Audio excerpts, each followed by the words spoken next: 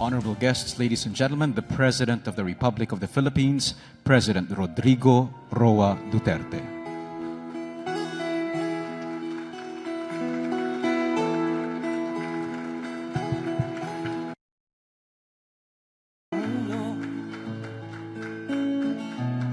Para sa pagbabago,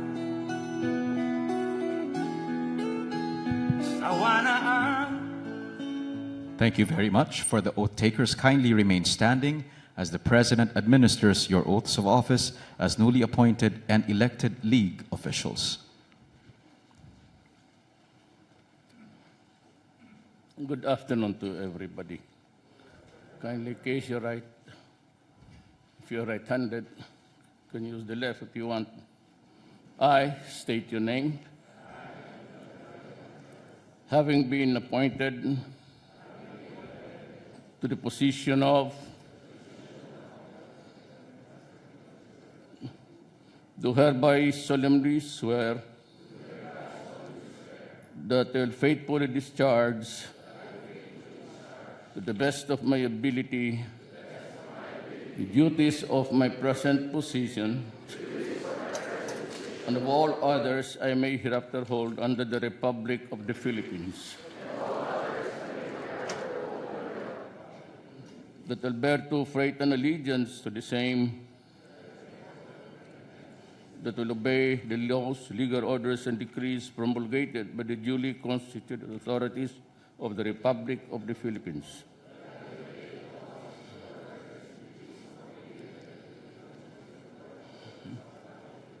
And that I impose this obligation upon myself voluntarily without mental reservation or purpose of evasion.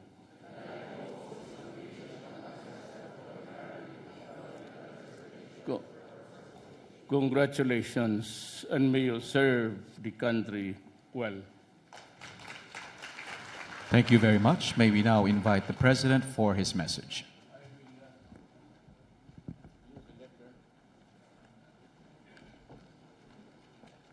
To the newly appointed government officials, ang gwapo at kagaganda ninyo. Ito yung bus na pinakamaraming maganda at gwapo. Nanguna si Danny Lim. Gumagwapo ka na ngayon. Newly elected officials of the different leagues, fellow workers in government, mga kababayan. I'll just give you about a short story. 2015, guys from the different provinces, but belonging to not really a moribund party, but a party that was not really that grand and widespread, kept coming to my city.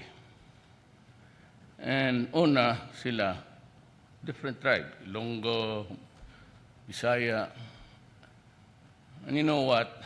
They requested an audience with me. I was a mayor then. At nung nagkaharap-harap na kami, sabi ko, may I help you? They're about, pati may mga Muslim. Sabi nila, Rod, kawawa yung bayan natin. Kailangan tumakbo ka.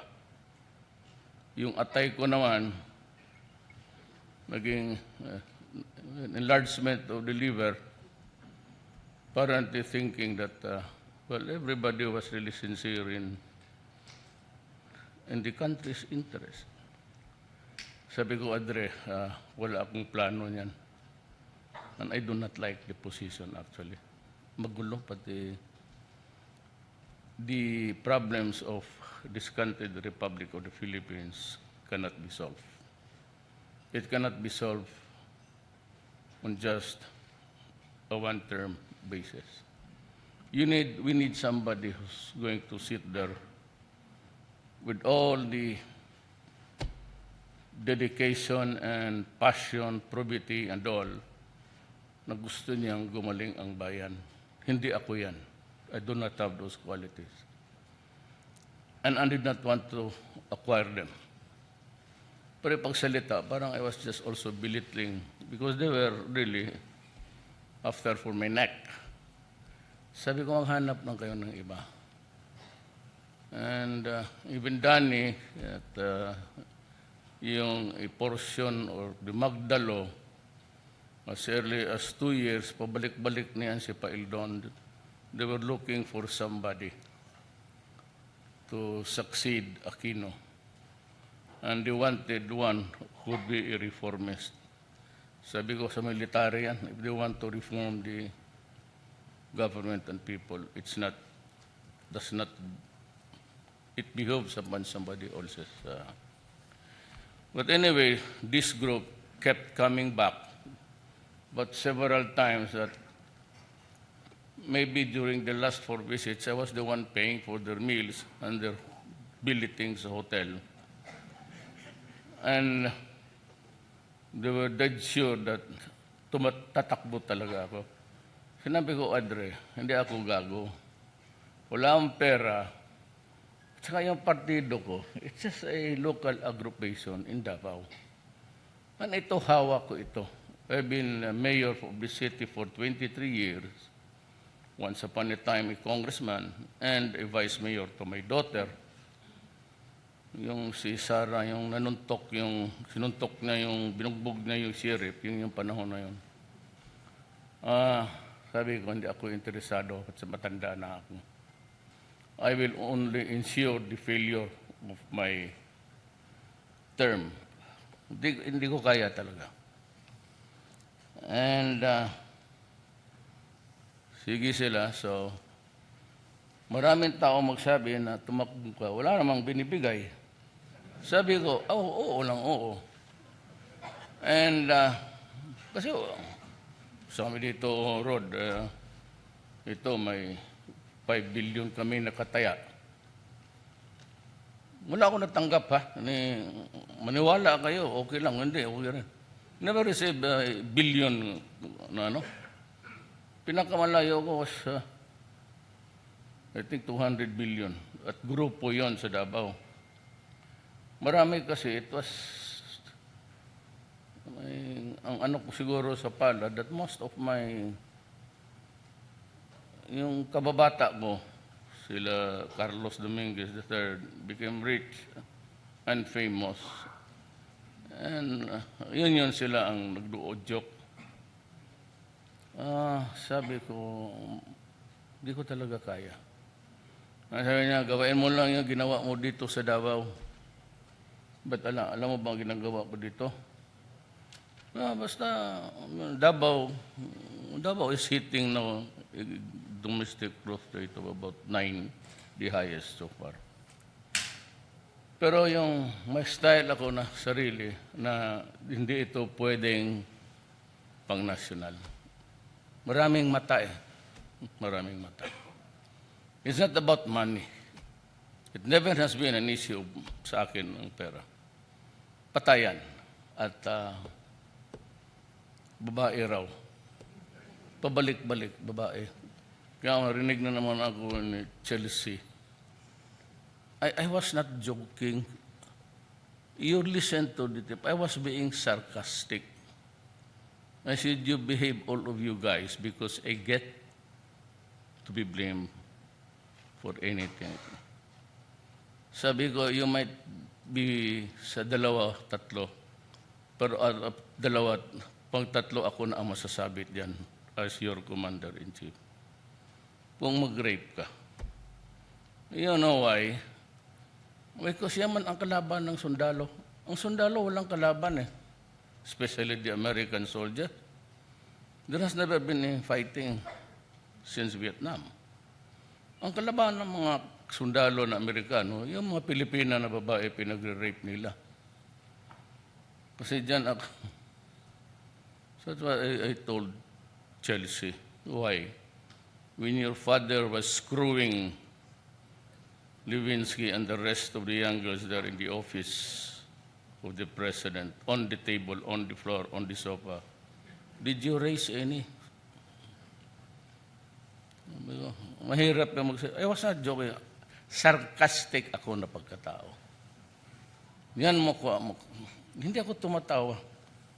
I'm fond of hyperbole tapos sarcasm. Ganon talaga ako magsalita. I'm just warning the soldiers, guys, But then balik tayo dito sa they kept on coming back. I cannot now remember the time I decided to run. Yung una, the filing, I did not. Kasi ayaw ko talaga. And so there was a lot of disappointment, hinayang. Well, itong grupo na to, I could sense their vim and vigor to campaign. It came to pass na naging presidente ako. So I got them into government service. First, I told everybody not to use low-numbered plates. I do not like it. Nakukornihan ako.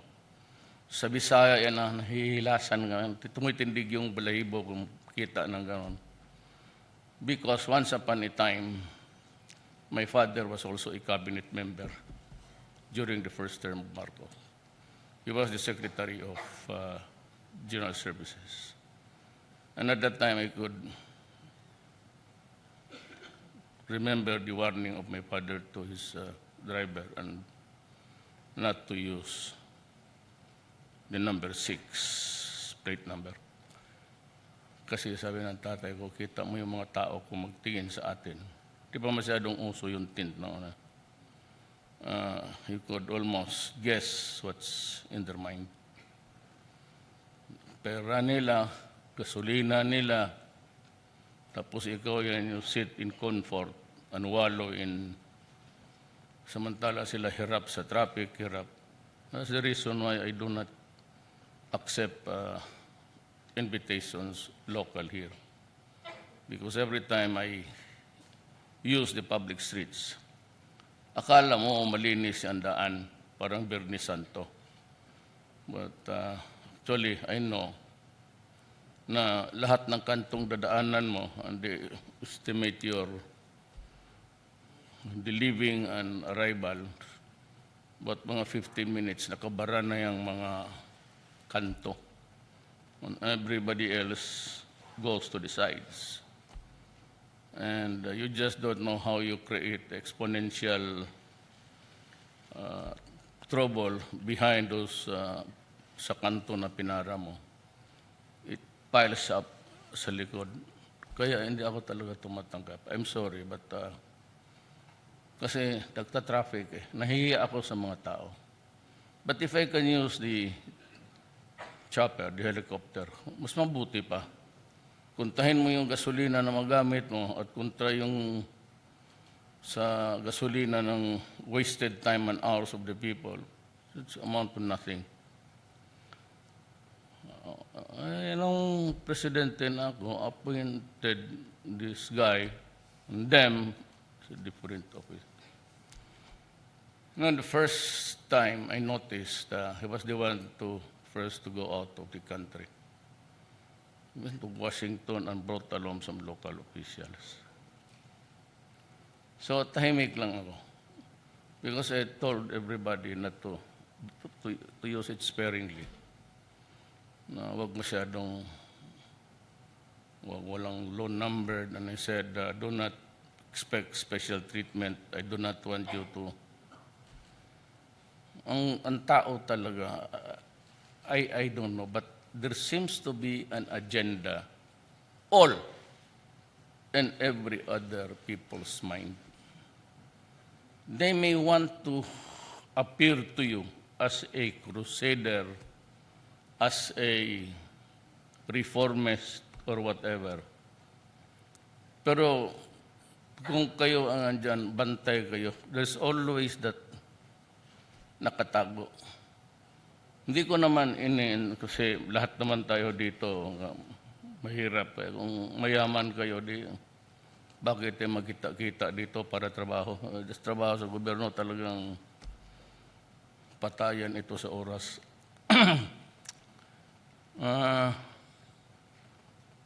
Yun, sabi ko,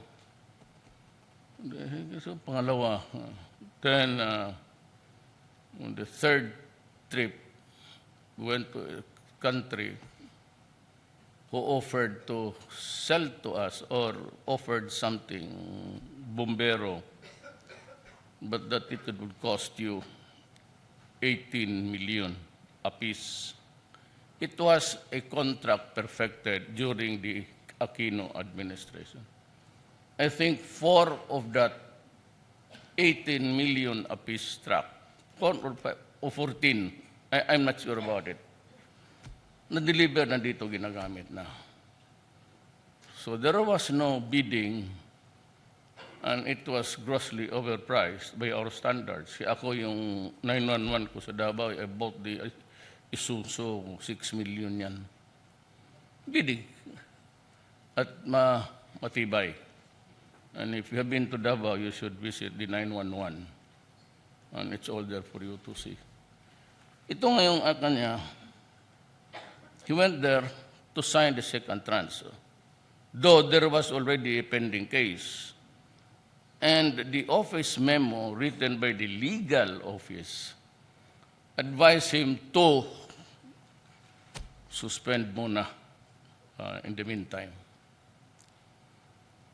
Ayaw ko kung anong, I just went ahead to sign the second tranche, the second delivery. Doon ako na galit. Despite the advice of his legal officer, when I asked him dyan sa cabinet, sabi ko, bakit mo pinirmahan yung ano? Did you not read the office memo? Sabi niya, I was never furnished a copy. Yung kabalastugan, legal office mo, hindi mo nabasa yung memo. But Dominguez was right beside me. He was showing sa tablet niya. The wherewithals. Kaya I lost my patience. Very few times in my life that I would show an emotional outburst in public. Ayun, ano yun. But one time sa Davao, there was this regional meeting of the municipal mayors of Mindanao. Don't go down. Pati dito, all governors, pati city mayors, all over. Ibang araw lang. Sinabihan ko talaga sila, putang ina na, papapatayin ko talaga kayo. Huwag kayong magkumpiyansa sa akin, mayor, putang ina mo, ipaambos kita. Because the drug industry, which is a public copy now, contains about 11,000 barangay captains. The most basic unit of our government. Mayors, mga almost 40-something. Hindi ko na kaya, lahat, pati gobyerno sinabi ko, huwag ka talaga magkamali sa akin. I will only pass through this once. Pag sinabi kong wag-wag, kasi yarain talaga kita. That was my warning. So, yung malaman mo lang kung ano ang nasa isip ko. Ngayon, itong buang na ito, one time, pinatawag ko yung mga mayors. He was also there. Sabay kami baba. When he passed by because he was ahead, nagsirin. Hindi na nga pinapagamit yung... There are really people who want their presence felt in a crowd. Yung ano ba, but he was this guy, he was never elected, but he was appointed OIC during Cory's time. I will not name him publicly. Parang kulang sa pansin. Ni akong mismong presidente, hindi ako nagagamit ng blinker lang ako. Yun lang ang maasahan mo sa akin. Hindi ko naman mapigil itong mga... Baka kung ako maglinya ako, okay lang. I've been used to it. In Davao, I don't have, for the life of me, never use except emergencies. Putok ng airport, putok ng pantalan. But on ordinary day, I simply And my daughter does not allow it also. Kaya yung mga town mayors magpasok dyan sa ano kung saan. Pagdating sa Davao, they refrain. Itong kamuting ito, nagsirin tapos surrounded by 10 policemen with armalite. Sabi ko, putang ina, sinong papatay sa iyo? Hindi ako nanalo, hindi ka makilala kung sino. I mean, that was what was going on in my mind. Kaya yan. Kayo, nandito tayo sa gobyerno, simple lang tayo. Actually, mag-ano ka dyan, papurma-purma ka, lalo ng iba. Pagbaba mo dyan sa Makati, sa ano, patindig-tindig ka ba. Akala natin, people admire us because we are in public offices. But actually, nag-smirk yan. Mga to. Ganun, ginahiya pa na talaga kasi yan ang totoo. Lalo na yung too lavish ang... Sabi ko, walang magsakay dito ng Mercedes-Benz. You use the ordinary... You buy the car that an ordinary manager, kasi manager, nandiyan ka naman sa gobyerno, yan ang bilhin mo. Ako may Mercedes-Benz dyan, no? Binigay sa akin. State of the art, hindi ka na talaga mamatay. Kasi armor daw. Baski 50 caliber, hindi lulusot. Putang ina, hindi na ako mamamatay niyan. So if I get to live 120 years old, who's gonna feed me? Sino yung mag-oxygen sa akin? Why do you have to? Tama na yan. When you are no longer useful, then you should rest. Ako, I'm 72. By the time I would leave this office, I'd be glad to collapse there and totally iwi ako sa Davao, cargo na lang. Yeah, totoo yan, ha? And I can show you my last will and testament that I will be cremated within 24 hours. No ceremony of any kind. My wake should strictly be private. And I just enumerated, excluded kayo lahat, the few people that I want to go there to visit me if they so wish. Maraming kuan sa... Hindi ako nagpabilib sa inyo. Pero gano'n naman talaga. Kung tanong kayo ng taga Davao, that's how I'm full of sarcasm and yung storytelling na, gano'n. Yung morbid. Pero yan talaga ang totoo. No necrological services. Kasi member ako ng Congress, no? Hindi, badalhin ka dyan. Putang inang batasan kung bansa. Walay batasan, tawag sa amin niya Bisaya. Here is a man who lies and lives his life to the fullest. He was a president and he governed this country. The son of a bitch. Doon sa isip niya sa loob. Iba lang yung lumalabas.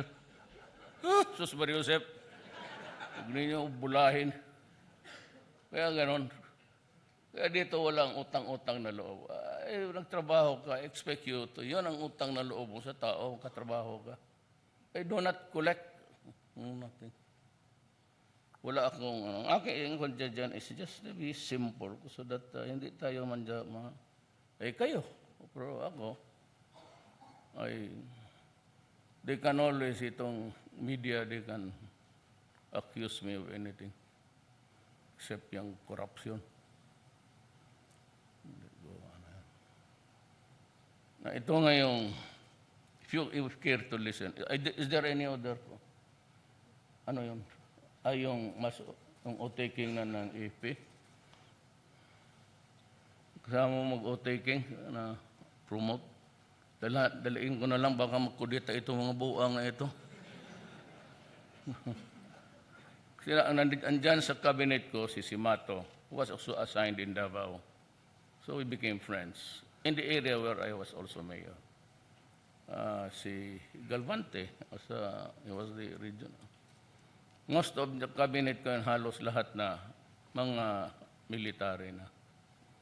Alam mo kasi, pati ako, si Gloria, si Pinoy, alam mo bakit kinupuna namin ang mga military? Sa sensitive pa. Yan lang ang utusan mong matino. Pag sinabi mong gawin mo yan, ginagawa talaga. Yung mga no insults intended, yung mga CISO, first grade eligible, mabuti lang yan sila kung nag-agawan pa sa ladder of authority sa opisina. Pagdating yung director ng yawa na assistant director, becomes indolent, tamad at hindi na nagre-report ng opisina. Half a day, the other half nandoon sa mall. Sige, tingin, wala naman pera. Kaya ganun. Well, anyway, let me just run you through what's really happening. Alam mo yung rebellion ngayon sa Mindanao, it's not Mauti. It's purely ISIS with different brands kasi sila yung nag-umpisa. Actually, ang Mauti brothers went to Libya and the other one, I think, they went there. Itong Marawi na ito has long been planned. It could not be just a decision now, let's go to Mindanao. Plano na ito lahat. And it's a long time. So ako naman, as a student of, you know what, history and maybe, nung si Hapilo na pinadala sa Central Mindanao, and he was anointed as the mayor, doon ako nakaamoy na something terribly wrong is going to happen. Kasi dala-dala na yung ISIS. Yung Mauti is just the family name of two brothers. They started, and I warned you before, I'm warning you now, na ang ISIS walang pera. And I said, by the time that they are pushed back and they lose the land mass, they will scamper to everywhere. Dito ang nagpa-fuel sa insurrection, ang drugs. Sinadya talaga nila yan. Naluto ng luto. Dito naman, mga Chinese. And then sa Taiwan, dito dinuhulog nila dyan sa boundary, sa territorial waters. They place a GPS and the idiots would just go around and collect the... Kaya makikita mo maraming mga drum na lumulutang dyan sa coastal areas. Itong sinadya talaga nila yan. Hindi nakuha ng Pilipino. Pati itong good boy na media. Pero hindi ko na lang rin sinabi muna because I was not then in a position to say it publicly. Kung ginagamit nila, pati Mindanao, ang droga nila was almost like a rice mill. Mas malaki pa. It's really a factory, yung sa Pampangas. It was really a factory. From end to end, about 2 basketball court. And all the equipments and the machines there were really intended to manufacture. Pero ito sabi ko, ito dito, ang Chinese noon. Wala na. Nawala na. Dito sa Mindanao, hard hit was Visayas. Ang sa Western Visayas, si Udikta, yung couple nga pinatay doon sa when they landed somewhere. Yun yung pinsan ni Mabilog, the mayor of Iloilo. Dito naman sa western side, kaya ako nagtaka, punta ako sa Bohol, and then I look at the figures and facts. Tataka ako itong mga Bulanon, it's a very Pacific tribe. Alam mo itong mga Bulanon, I'm not trying to be funny. Halos every family yan, may contribution yan sa Roman Catholic na madre or pare. And even itong si Ibasco, he was a priest who went to Mindanao to wage war. Nahuli yan ng military. Ako ang inquest fiscal noon. And I was handling the trial against him. But Cory called for a revolutionary government and decided to free all political prisoners. Kaya pumunta yan sa akin because I was appointed vice mayor, naghingi ng trabaho. Binigyan ko technical assistant. And he coasted along with me until I became mayor. Ngayon, presidente ako, he's a cabinet member. Kita mo naman talaga ang buhay, ano? Ito ngayon, gusto siya barilin ng mga PC noon. Ngayon, magsalot pa yung mga pulis sa kanya. Talagang buhay. Kaya remember, when you are not sure of where to go or how to decide, although ganyan lang yan siya, but he is a very smart alag, si Estrada. Huwag yun yung kalimutan niyang ang buhay ay weather lang. Totoo talaga. For me, and for you, and for everybody. So ngayon, we are fighting really. It was funded by you. Ang marami akong patay. I'm very sad. Marami akong sundalong patay. Marami ang mga pulis ko patay. Hindi lang nila nire-record ang ilan. Wala akong nakita na newspaper na the following died today. I lose about 3, 4. It keeps on increasing every day for as long as that war rages on. I am one of those who are really hurrying it up. The earlier we attain the equanimity of the community, the stability, I'd be the first to clamor for the lifting of martial law. But here is the catch.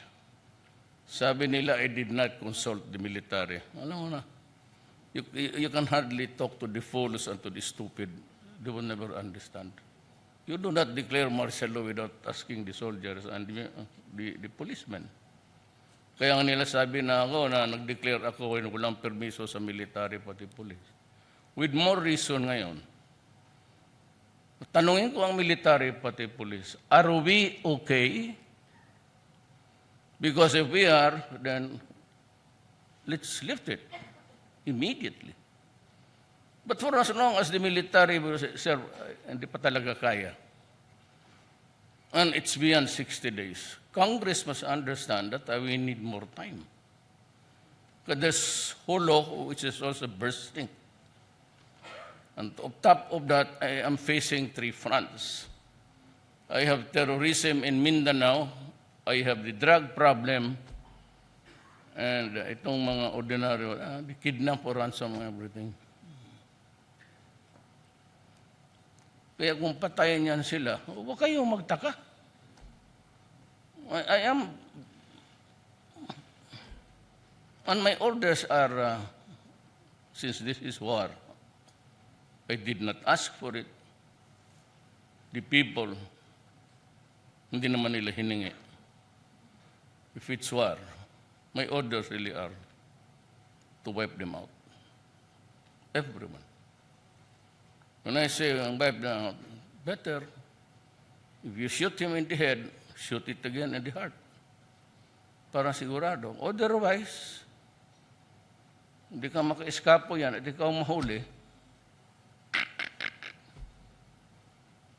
Kaya sabi ko kasi itong mga sundalo, ang pulis lang may sidearms. So I'm spending billions. I'm acquiring now the short. I'm giving it to the army. Kasi itong army, palagoy-lagoy kasi. Pag maglabas ng kampo, akala mo nagpamasyal sa luneta. Kaya kinikidnap o minsan binabarila na ng NPA. Kaya nawala yung peace talks. Wala pa nga sabi na February 10, lalakad yung mga army ko, mga pulis ko, pinagbabaril nila. Sabi ko, putang ina, kalukuhan to. No more talks. And I've been saying it time and again, we have been fighting this war for 50 years. I'm asking now, the communists, are you ready to fight another 50 wars? Kayo ang nag-umpisa eh. Kayo did... because if you are, then wala ka akong choice except to prepare for the next 50 wars. And I'll just have to arm the government properly. So yan ang... Kung sabi mo anong order ko, igera to, patayan to. Nobody asked for it.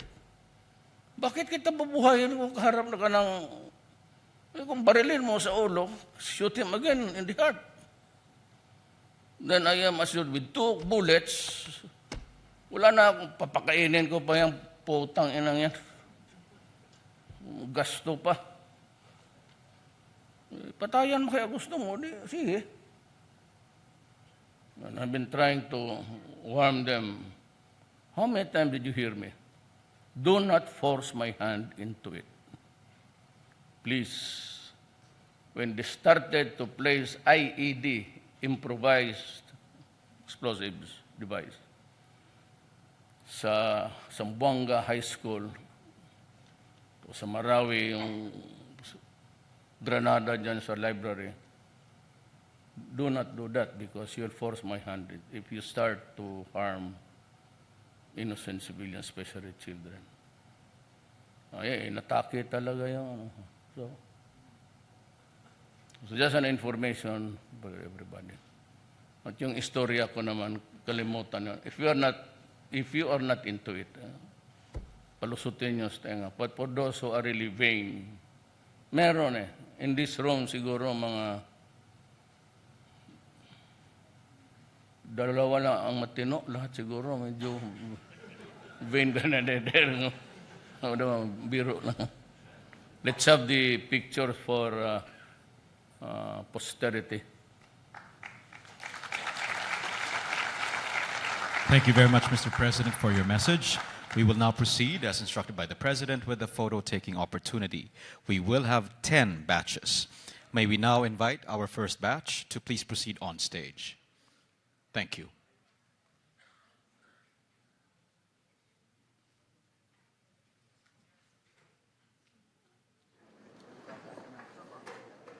May we ask the second batch to please prepare.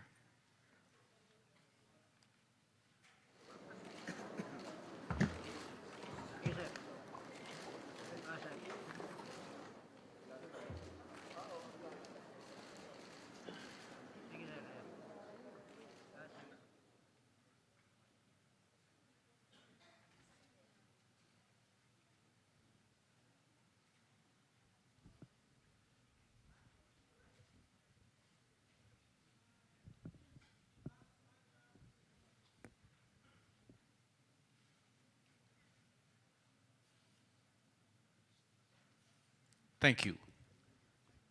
May we now proceed with the second batch.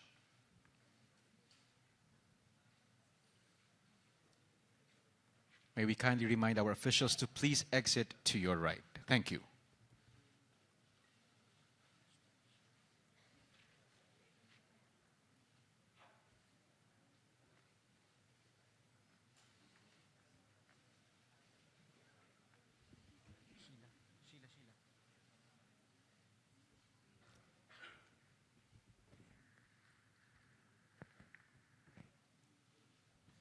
May we ask the third batch to please prepare. Thank you.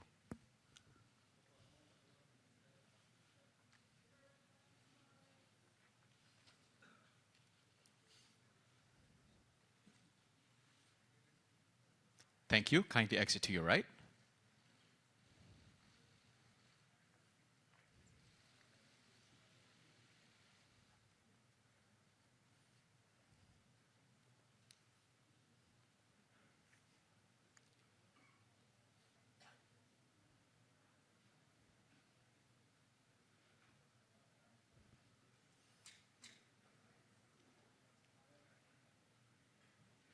May we kindly ask the third batch now, please. Thank you.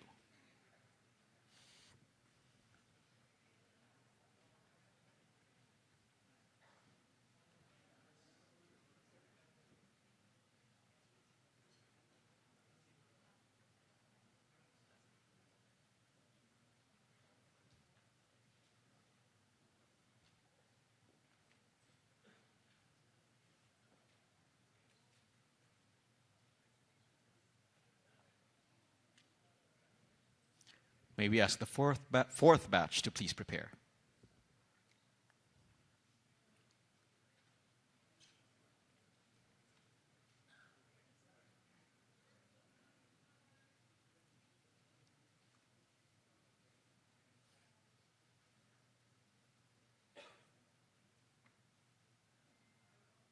Thank you. Kindly exit to your right.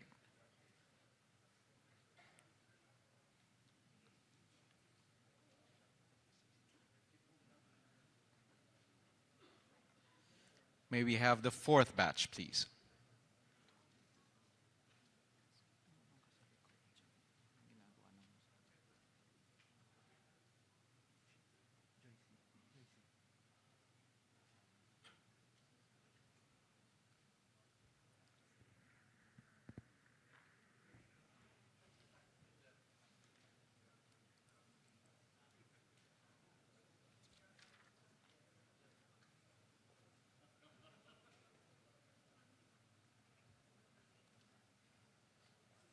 This is the fourth batch. Can we kindly ask the fifth batch to prepare?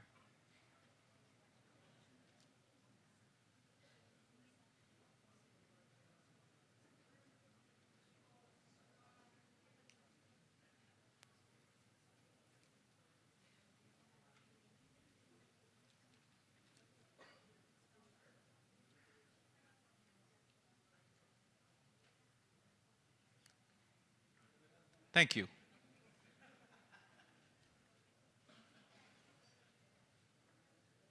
Kindly exit to your right.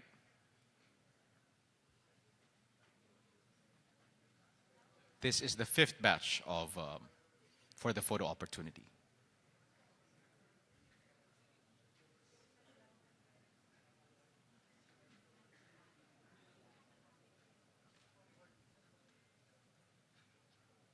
May we ask the sixth batch to kindly prepare? Thank you.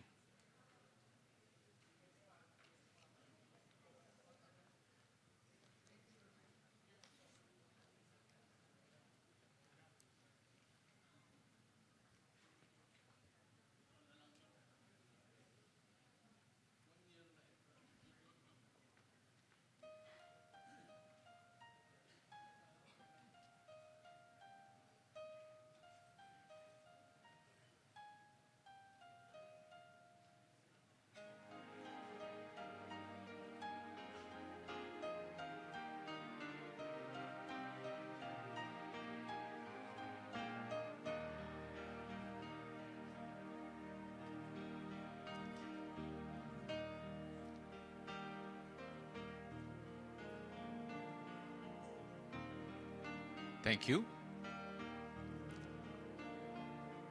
May we kindly ask the next batch to prepare?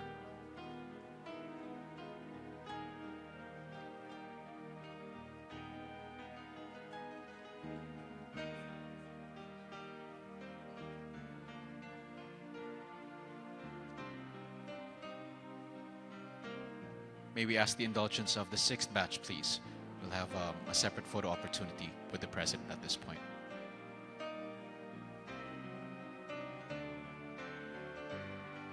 Thank you.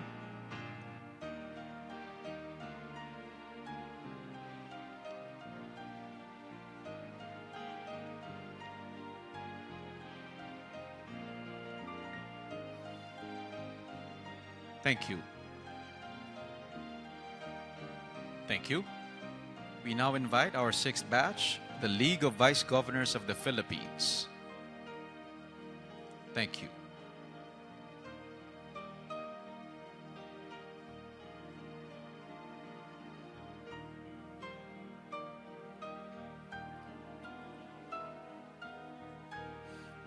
May we ask the seventh batch to kindly prepare?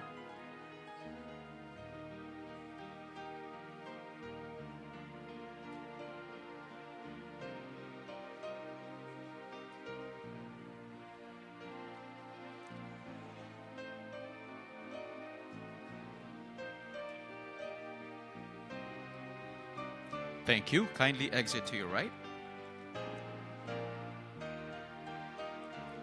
At this point, we ask the members of the seventh batch from the Provincial Board Members League.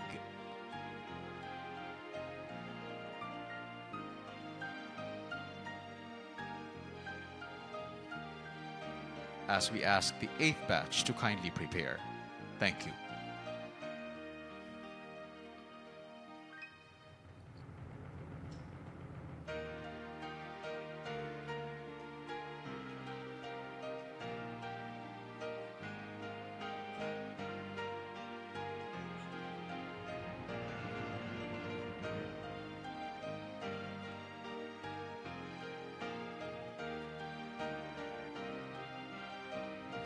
Thank you. Kindly exit to your right.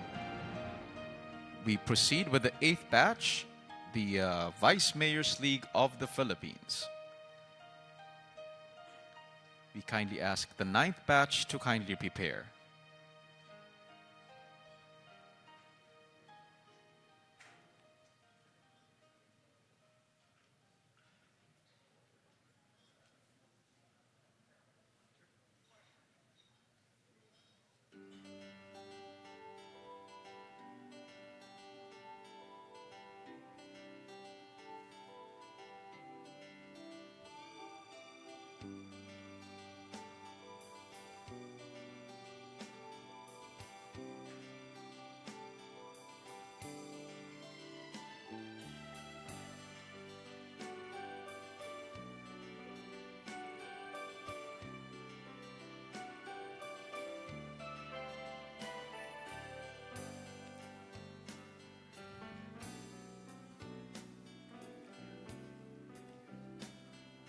Thank you. Kindly exit to your